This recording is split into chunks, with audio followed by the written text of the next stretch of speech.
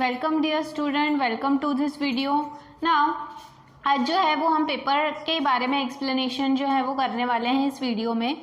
जो भी आपको लास्ट वीक में पेपर दिया गया था उसमें देखो फर्स्ट क्वेश्चन था which is not a property of living being. ठीक है, तो प्रॉपर्टी ऑफ लिविंग बीइंग मतलब लिविंग ऑर्गेनिज्म में कौन सी प्रॉपर्टी जो है वो इनमें से नहीं होती है। तो मेटाबॉलिज्म होता है, ग्रोथ भी होती है और रिप्रोडक्शन भी होता है, लेकिन डीकेइंग एक जिंदा ऑर्गेनिज्म, लिविंग कहा है, लिविंग ऑर्गेनिज्म में जो है वो सड़ने की प्रोसेस, क्योंकि उसकी बॉडी अगर अलाइव है तो वो सड़ती नहीं है अपने आप, उसका डिकम्पोजिशन नहीं होता। डीकेइंग मतलब होता है डिकम्पोजिशन, तो वो नहीं होता। ठीक है, देन इसके बाद में next is a particular plant is strictly seasonal plant, which one of the following is best suited if it is to be studied in the laboratory।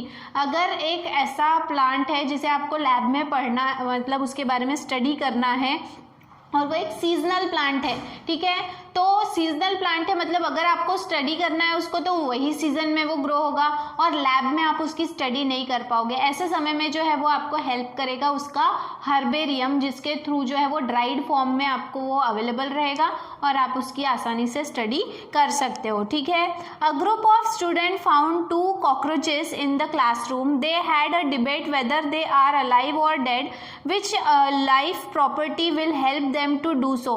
अगर कि 2 स्टूडेंट्स हैं जिन्हें जो है वो 2 कॉकरोचेस जो हैं वो क्लासरूम में मिले और उनमें ये डिबेट होने लगा कि ये जिंदा है या मरा है, ये आपको कैसे पता चलेगा, कौन से प्रॉपर्टी से। तो यहाँ पर जो है वो अगर उनमें मेटाबॉलिज्म हो रहा है, ग्रोथ हो रही है, इरिटेबिलिटी या फिर रिप्रोडक्शन। तो देखो मेटाबॉलिज्म के लिए आप सेल के अंदर जाकर देख नहीं सकते, ग्रोथ के लिए आपको रुकना पड़ेगा कि उसकी ग्रोथ हो रही है या नहीं हो रही है, रिप्रोडक्शन के लिए भी आपको रुकना पड़ेगा, लेकिन इरिटेबिलिटी मतलब वो जो है उसकी वजह से उस इरिटेबिलिटी मतलब उसमें मूवमेंट हो रही है या नहीं हो रही है, उसके बेसिस पे आपको पता चलेगा whether the cockroaches are alive और डेड। ठीक है, देन तो इसका आंसर है irritability. Then next is 4th, choose a correct statement. ठीक है, तो यहाँ पे जो है वो मैंने ज़्यादा नहीं लिखा है, पूरा स्टेटमेंट्स नहीं लिखे। इसका करेक्ट स्टेटमेंट जो है वो है reproduction is not an inclusive characteristics of living being. ठीक है, क्योंकि जो है वो हमने फर्स्ट चैप्टर में देखा था हमारे कि जो भी रिप्रोडक्शन है, ये रिप्रोडक्शन के थ्रू हमें कुछ ऐसे भी एग्जाम्पल्स मिले हैं जिसमें ये अपवाद है, एक्सेप्शन है कि वो रिप्रोडक्शन नहीं कर सकते, बट स्टिल दे आर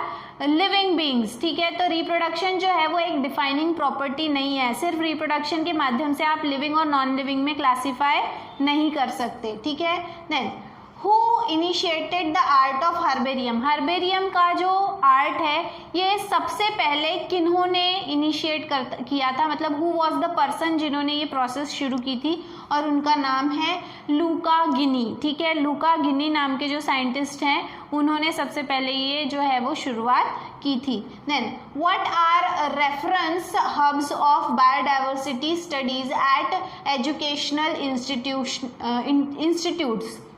मतलब कौन सी ऐसी जगहें हैं जहाँ पे आप जो है वो मतलब कौन से ऐसे एजुकेशनल इंस्टीट्यूट्स हैं जहाँ पे आप एज अ रेफरेंस बायोडाइवर्सिटी के सारी चीज़ें जो है वो रेफ़र करने के लिए आप वहाँ पर विजिट कर सकते हो।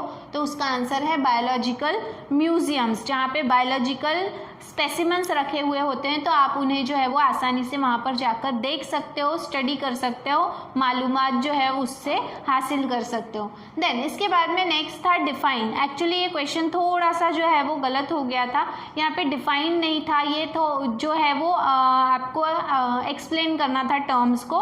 ठीक है, तो यहाँ पे देखो सबसे पहला है मेटाबॉलिज्म। अगर हम मेटाबॉलिज्म की डेफिनेशन देखें तो it is the sum total of different types of reactions taking place in a living cell. एक जिंदा सेल में होने वाली अलग अलग प्रकार के रिएक्शंस, उन सबको एक साथ में एक शब्द में अगर हम कहें तो उसे मेटाबॉलिज्म कहा जाता है। ठीक है, देन हर्बेरियम। हर्बेरियम जो है it is the collection of dried plants, सुखाए हुए प्लांट्स जो हैं जिन्हें एक स्टैंडर्ड साइज शीट पे जो है वो माउंट किया जाता है, चिपकाया जाता है और उसकी इन्फॉर्मेशन उसके राइट हैंड साइड में जो है वो लिखी जाती है, that is called as herbarium. ठीक है, देन टैक्सीडर्मी, टैक्सीडर्मी क्या है? It is the technique of preservation of different types of specimens. ये एक प्रकार की तकनीक है जिसकी मदद से जो है वो अलग अलग प्रकार के स्पेसिमेंस को प्रिजर्व किया जा सकता है, जैसे कि जो भी एनिमल्स हैं या फिर बर्ड्स हैं, मैमल्स हैं, अलग अलग प्रकार के, उनके बॉडी में स्टफिंग की जाती है, उनके बॉडी के ऑर्गन्स वगैरह निकाल कर उसमें जो है वो स्टफ किया जाता है। जैसे आपने देखा होगा टेडी बियर होता है, टेडी बियर के अंदर कॉटन स्टफिंग किया जाता है ताकि वो शेप ले सके और आपको जो है वो उसका शेप जो समझ में आ सके।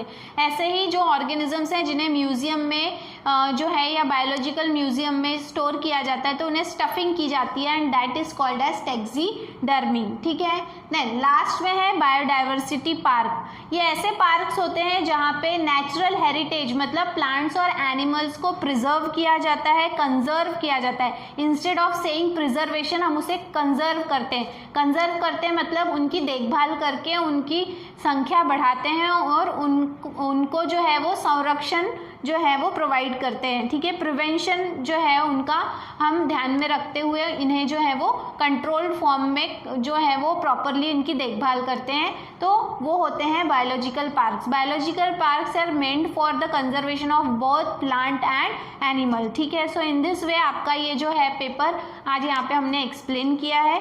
इसके बाद में जो है we will be talking about some another topic in our next video. Till then thank you very much.